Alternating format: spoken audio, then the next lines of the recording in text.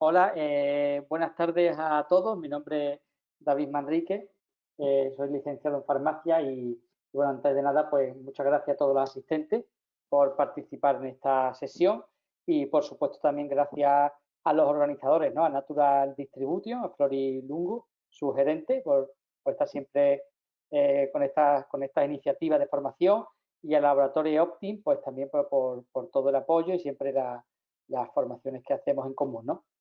Bueno, mira, el apartado que vamos a hablar ahora será un poco el papel de la microbiota intestinal para el sistema inmunológico, ¿vale? Y cómo, pues, aparte de estos nutrientes que hemos estado viendo con Ana, cómo interaccionan con el sistema inmunológico y cómo son fundamentales para el buen funcionamiento del sistema inmune, pues también veremos el papel que desempeña la microbiota intestinal en el sistema inmune y sobre todo también en lo que más se ha estudiado últimamente, que es la influencia de la microbiota intestinal y el equilibrio de esa microbiota en la inflamación y en el grado de inflamación que podemos presentar, ¿vale? Bueno, en primer lugar, hablar un poco de lo que es la microbiota intestinal. A día de hoy se sabe que prácticamente el número de células que componen nuestra microbiota intestinal, sobre todo bacterias, es prácticamente igual al número de células humanas. Se pensaba hace unos años que era muy superior el número de células que componía la microbiota intestinal que el número de células que componía el cuerpo humano, pero se ve que no, que prácticamente es una cantidad similar. También se sabe que en un individuo sano de unos 70 kilos de peso, un adulto de unos 70 kilos de peso, su microbiota intestinal podría llegar a pesar unos 200 gramos. O sea, pues vemos es una cantidad importante, ¿no? Y en relación a lo que nos atañe en la sesión de hoy, que es el tema del sistema inmune y las infecciones, la resistencia a infecciones, etcétera, pues sí que se conoce desde hace ya muchísimos años, prácticamente desde que se empezó a estudiar la microbiota intestinal, pues se sabe que la relación con las infecciones y con la inmunidad, tanto local a nivel intestinal como sistémica, pues muy importante, ¿vale? Ahora hablaremos un poco más de todos estos temas.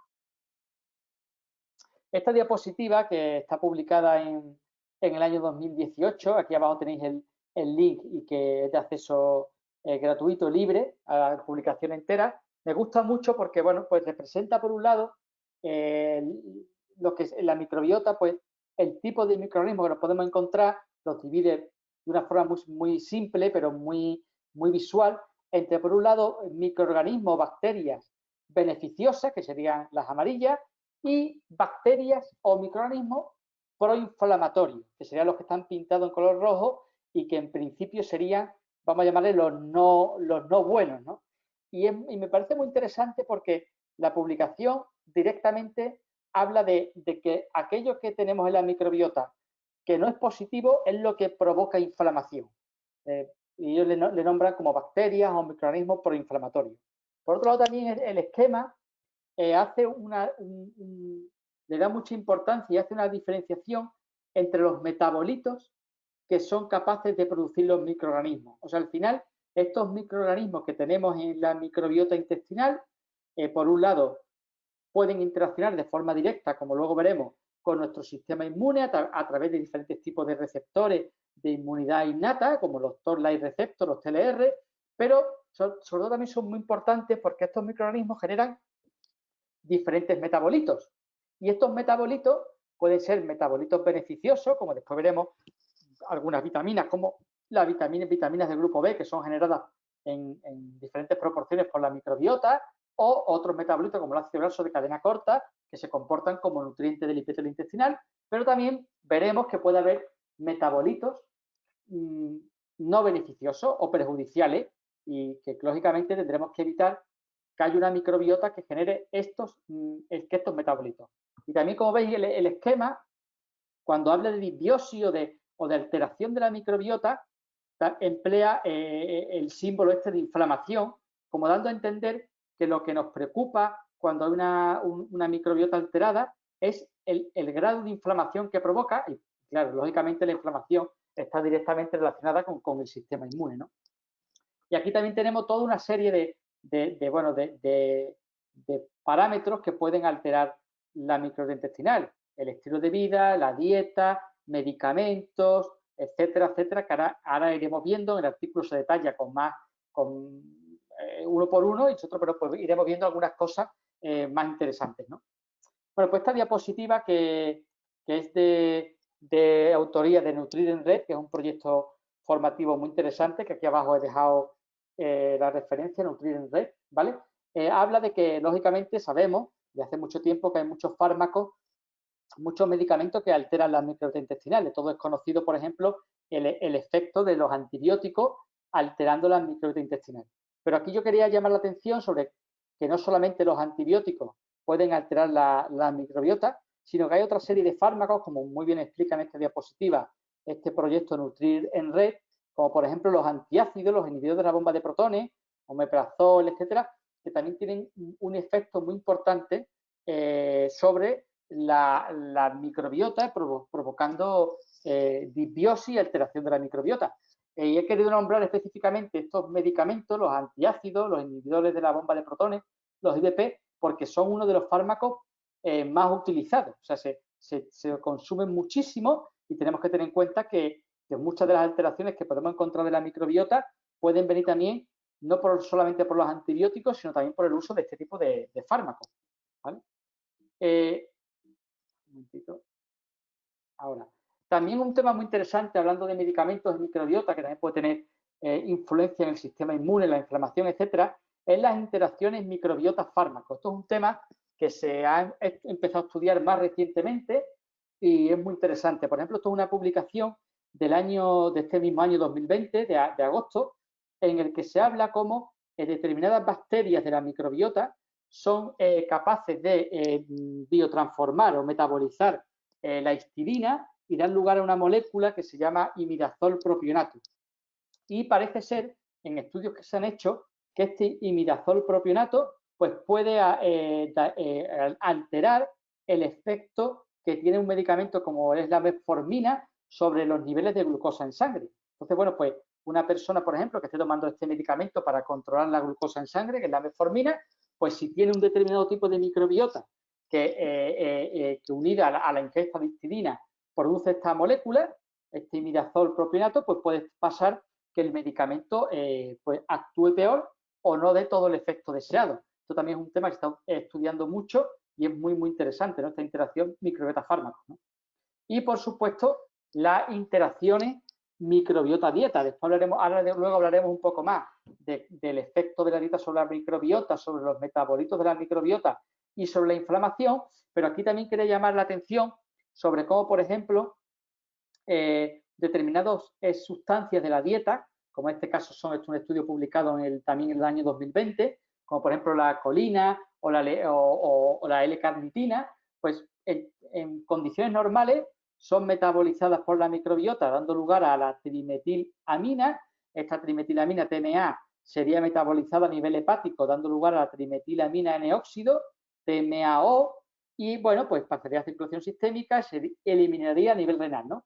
Pero, por ejemplo, hay algunos estudios, como por ejemplo este del año 2017, que nos comentan que, bueno, pues que si hay una disbiosis de la microbiota y que favorezca una producción más allá de lo normal de este TMA, daría lugar a un aumento de la concentración sérica de TMAO y si además se une a una persona con una insuficiencia renal crónica, pues daría lugar a una acumulación o un mayor nivel sistémico de este TMAO que daría lugar a fenómenos de inflamación, predisposición cardiovascular, etcétera, etcétera, etcétera, ¿no? Pues esto también sería un ejemplo de interacción microbiota y dieta, pues muy, muy interesante, ¿no? Sí que es cierto que hoy día cada vez se está avanzando más en analíticas, en test de análisis y en herramientas que evalúan la composición de la microbiota intestinal, lo cual podría ayudarnos a controlar todo este tipo de procesos, ¿no? Conocer primero qué microbiota tenemos, ¿vale? En cuanto a esta cadena, ¿no? Pues se puede formar entre dieta, microbiota, metabolitos que produce la microbiota e inflamación, y por supuesto, si hay una inflamación, pues puede haber, que después veremos, una afectación del funcionamiento del sistema inmune. Pues bueno, en este artículo del año 2020, también muy reciente, pues básicamente dividen el efecto que puede tener la dieta, lo simplifican como como en tres tipos de grupos, ¿no? Una dieta muy rica en grasa, que podría aumentar diferentes grupos de bacterias, como la Firmicutes, y disminuir otros tipos de bacterias de la microbiota, como la Kermassia, ¿no? Y que se asociaría a una producción de metabolitos como lipopolisacáridos, LPS, o determinados ácidos grasos de cadena larga, que provocarían un aumento de ciertas citoquinas proinflamatorias y, por tanto, daría lugar a un estado proinflamatorio por esta disbiosis de la microbiota. Después también, bueno, hablan de un tipo de dieta muy rica, por ejemplo, en carnes rojas, que serían proteínas de origen animal, que pues también podría, por ejemplo, disminuiría la cantidad de Faecalibacterium de la microbiota, de Doseguria, y aumentaría otros tipos de bacterias, que daría lugar a otro tipo de metabolitos, como por ejemplo estos niveles elevados de TMAO, que se relacionarían sobre todo con riesgo cardiovascular, ¿vale? Y por último, aquí hablan de una dieta alta en fibra, alta en alimentos de origen vegetal, que haría que se elevaran los niveles, por ejemplo, de bifidobacteria en la microbiota, también de Faecalibacterium, y que daría lugar a una producción muy alta de unos metabolitos conocidos como ácidos grasos de cadena corta, entre los cuales está el acetato, el propionato y uno de los más conocidos, el butirato, que se relacionan con efectos antiinflamatorios y, por tanto, esto a nivel del sistema inmune pues sería bastante interesante porque haría que no hubiera ese estado proinflamatorio que nos llevaría a problemas, ¿no? Y también relacionados con la inmunidad. Otro tema interesante en relación a la microbiota es el efecto del ejercicio físico. Hasta ahora, en los últimos años, pues sí que es cierto que se ha estudiado cada vez más el efecto de determinados fármacos sobre la microbiota, el efecto de la dieta sobre la microbiota, sobre los metabolitos de la microbiota y sobre la inflamación, pero también ahora han salido algunos estudios, por ejemplo este del año 2019, de qué efecto tiene el ejercicio físico sobre la composición de la microbiota. Este estudio pues se ve cómo el ejercicio físico curiosamente hace que aumenten los niveles de bacterias que producen butirato en la microbiota y por tanto aumentan los niveles de butirato. Este butirato se relaciona con una bajada de los niveles de citoquinas proinflamatorias y por tanto es muy interesante, por ejemplo, a nivel de lo que estamos hablando de inmunidad, pues porque se comportaría como un elemento que bajaría el estado de inflamación, ¿no? Esto es muy interesante de cómo el ejercicio físico tendría un efecto similar a una dieta rica en alimentos vegetales y en fibra, ¿vale? Después veremos también un ejemplo al contrario de una asociación también muy, muy interesante, ¿vale? Perdón. En cuanto hablando de microbiota, pues siempre todo es conocido, pero no viene nunca más repasarlo, lo que se habla de las 3 P's en la intervención sobre la microbiota, ¿no? Que serían los prebióticos, los probióticos y los postbióticos, o también conocidos como metabióticos, ¿no? Los prebióticos son ingredientes alimentarios, como puedan ser las fibras, algunas fibras solubles, ¿no? Que se comportan contribuyendo a modificaciones positivas en la microbiota intestinal, como por ejemplo puede ser el aumento de bifidobacterias, ¿no? Los probióticos pues serían ingredientes alimentarios compuestos por determinados microorganismos vivos que tendrían también un efecto positivo sobre la microbiota intestinal. Y después, por último, estarían los postbióticos, que son estos metabolitos producidos por las bacterias probióticas. Son como si dijéramos los principios activos beneficiosos generados por los probióticos, ¿no? Últimamente, desde el año 2011 hasta aquí, pues también se ha estudiado mucho, no solamente probióticos para generar estos postbióticos, sino también el uso directo de algunos postbióticos como ingredientes alimentarios, como por ejemplo podría ser el butirato, el propionato u otros, ¿no? En cuanto a estos postbióticos, estos metabolitos generados por la microbiota intestinal o también generados por los microorganismos probióticos, cada vez se le está prestando más atención en el sentido de que podríamos decir que son aquellos principios activos, aquellos elementos activos que son generados por los probióticos. Entonces, bueno, pues su uso en clínica o en nutrición puede ser bastante interesante, ¿no?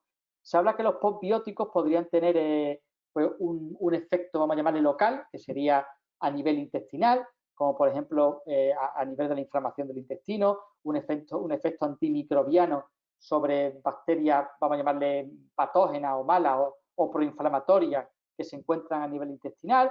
También los postbióticos tienen algunos, como por ejemplo el ácido butírico, el butirato, la capacidad de modificar positivamente la composición de la microbiota. En este sentido, se comportaría a la misma vez como postbiótico y como prebiótico. Y sobre todo, muy interesante, que ahora hablaremos con más detalle, de cómo algunos postbióticos tienen un efecto muy importante para el mantenimiento de lo que es la barrera intestinal y sobre todo para evitar estos fenómenos que se conocen como intestino permeable, ¿no?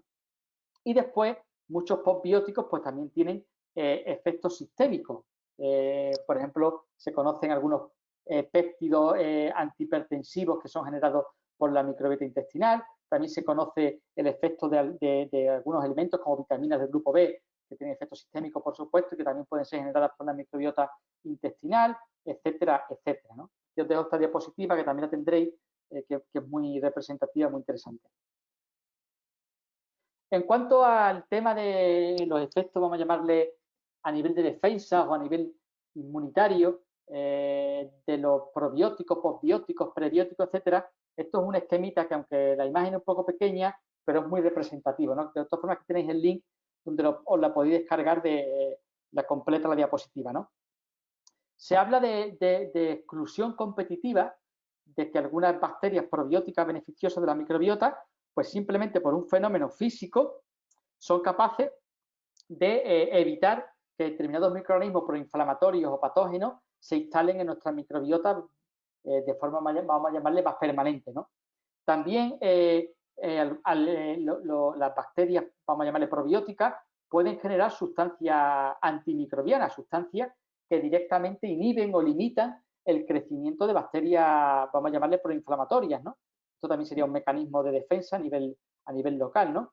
Después esto es muy interesante, ¿no? Como hemos hablado que algunas bacterias de la microbiota, algunos probióticos, son capaces de generar, por ejemplo, ácidos grasos de cadena corta, como el butirato, que actúan directamente como nutrientes del epitelio intestinal y, por tanto, serían muy interesantes para evitar fenómenos que después comentaremos del intestino poroso, ¿no? El intestino o aumentos de permeabilidad intestinal, ¿no?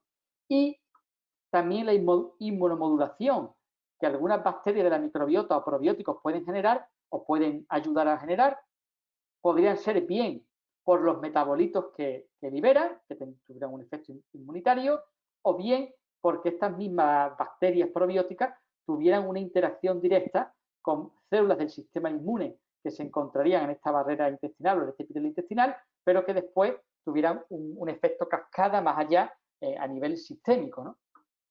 ¿Vale?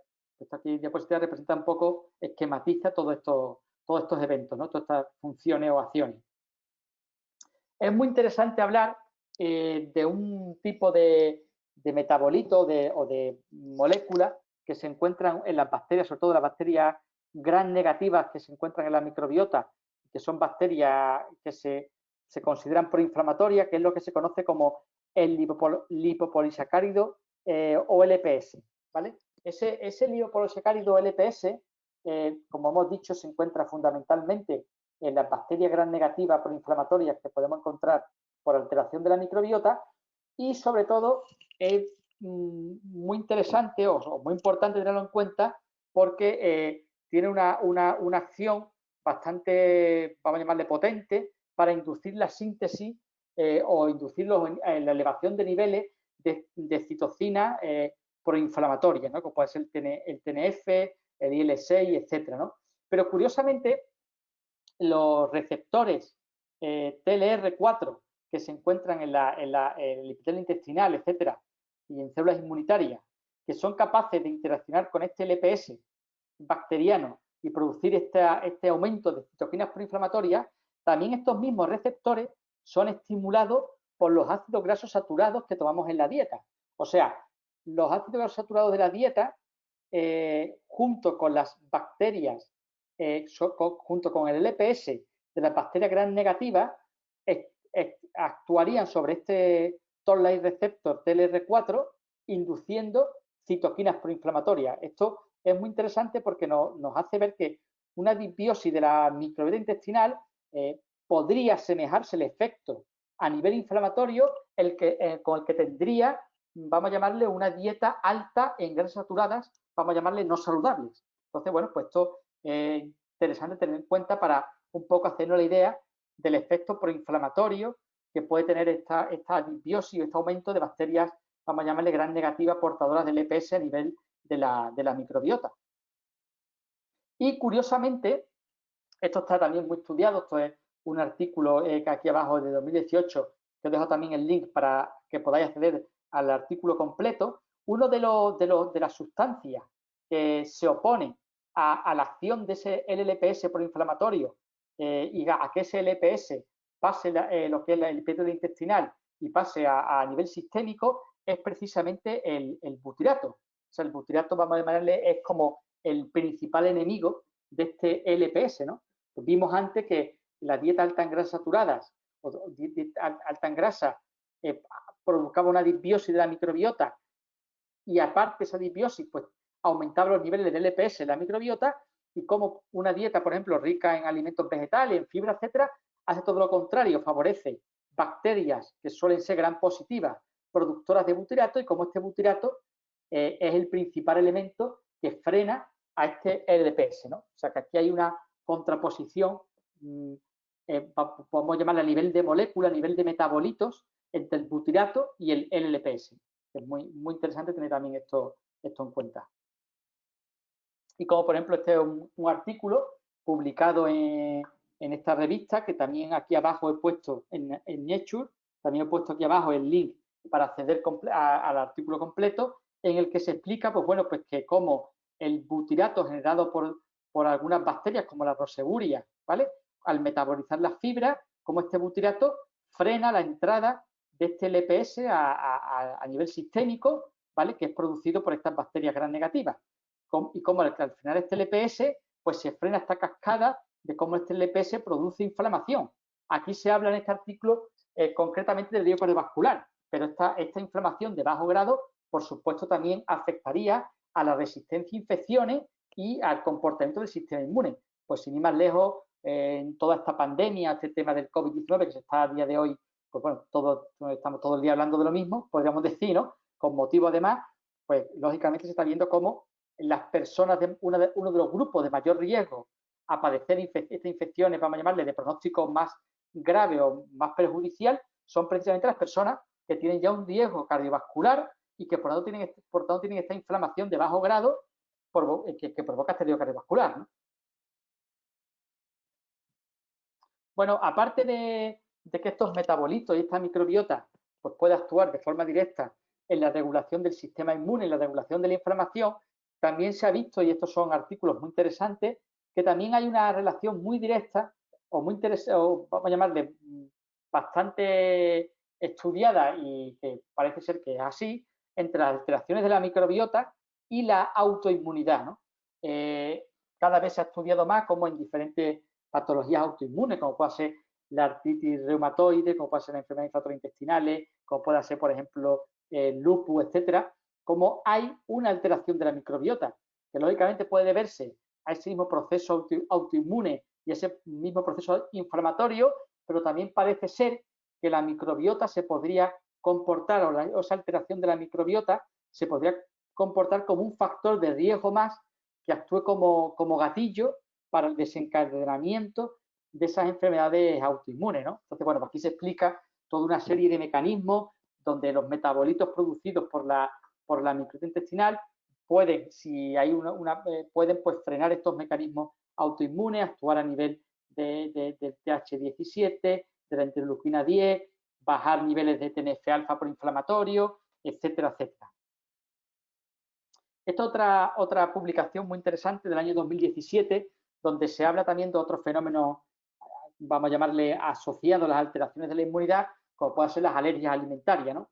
Pues se sabe que hay determinadas bacterias probióticas o bacterias de la microbiota que al actuar sobre las células dendríticas son capaces de activar diferentes receptores de estas células dendríticas del epitelio intestinal y desencadena una serie de respuestas inmunitarias que podríamos decir que nos llevan hacia una tolerancia frente a elementos de la dieta.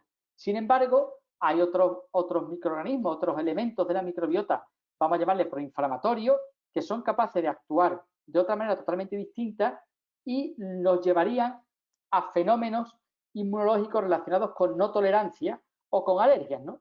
Y bueno, como que puede haber una contraposición entre un tipo de microbiota o elementos de la microbiota y otros, ¿no? Y se habla, que aquí hay muchas ponencias sobre este tema, ¿no? De los primeros 1000 días, ¿no? Se habla de cómo hay como una ventana muy susceptible a la generación de fenómenos alérgicos por alteración de la microbiota, que son los primeros 1000 días de vida, ¿no? Aquí se representa este niño, ¿no? Tomando el biberón, y hay muchos artículos escritos sobre esto y cómo como un niño alimentado a leche materna, ¿no? De la madre a pecho, pues parece ser que hay menos susceptibilidad de reacciones alérgicas, sobre todo por una microbiota más positiva, etcétera, etcétera. Esto podéis leer muchos artículos, es muy interesante, ¿no?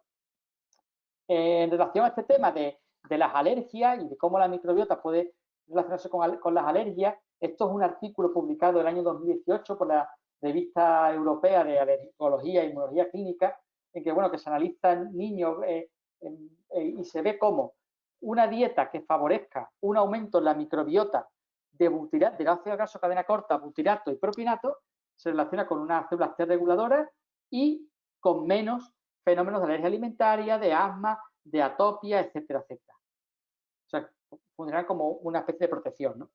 Bueno, en cuanto a estos fenómenos de microbiota, inflamación y su relación con el sistema inmune y con las infecciones, se habla de que hay una especie de círculo vicioso en el cual la disbiosis de la microbiota lleva a fenómenos de permeabilidad intestinal aumentada, como esta permeabilidad intestinal lleva a un aumento de este paso del LPS, del lipopolisacárido bacteriano, a nivel sistémico, como esto provoca inflamación y como esta inflamación provoca vamos a llamarle, declinamiento del sistema inmune y un aumento a la susceptibilidad a infecciones, ¿no? Esto es muy, muy interesante. Aquí podéis acceder al link completo del artículo, ¿no? Pues bueno, esto parece cada vez más clave, no solamente en otras patologías, sino también a nivel inmunitario, esta alteración de la permeabilidad intestinal, todos estos factores que son capaces de desencadenar una disbiosis que conlleve una alteración de la permeabilidad intestinal, una inflamación que a la vez agrava esta permeabilidad intestinal, y cómo esto provoca una serie de efectos inflamatorios que al final pues, puede llevar, entre otros procesos, también a alteraciones del sistema inmune. ¿Vale? También me parece muy interesante en estos tiempos que corren hablar de la relación de la microbiota con las vacunas. De esto hay mucho escrito, solamente os he querido traer un ejemplo de dos artículos publicados ya hace tiempo, pero que son muy interesantes, en el año 2007 y 2009, en el que se habla de cómo la administración de algunos probióticos junto con la vacuna antigripal o frente a la vacuna de la gripe, sobre todo en personas mayores, se veía que podía hacer que esa vacuna pues tuviera una mayor generación de anticuerpos y una mejor respuesta, ¿no? Pues bueno, pues puede ser también un tema interesante la asociación de microbiota y efectos de las vacunas, ¿no? Ya para ir, bueno, acabando, solamente quería comentar todo lo que para unir un poco la microbiota con todo lo que ha comentado Ana de vitaminas, minerales, cómo diferentes vitaminas y minerales tienen efectos sobre el sistema inmune, pues también tenemos que saber que muchas vitaminas y muchos minerales y muchos elementos de la dieta, lógicamente, tienen un efecto importante sobre la microbiota, ¿no? Pues, por ejemplo, se sabe que el omega 3, se sabe que el ácido graso omega 3, el DHA y el EPA tienen un efecto antiinflamatorio e inmunitario muy importante, pero también se ha estudiado recientemente que el omega 3 también actúa como un elemento positivo para proporcionar un adecuado equilibrio de la microbiota intestinal, ¿no? Y como el omega 3, pues en conjunción con bacterias probióticas, pues contribuiría a aumentar los ácidos grasos de cadena corta, sobre todo el butirato, ¿no? O sea, habría una relación interesante, una sinergia entre el omega 3 y el butirato, ¿no?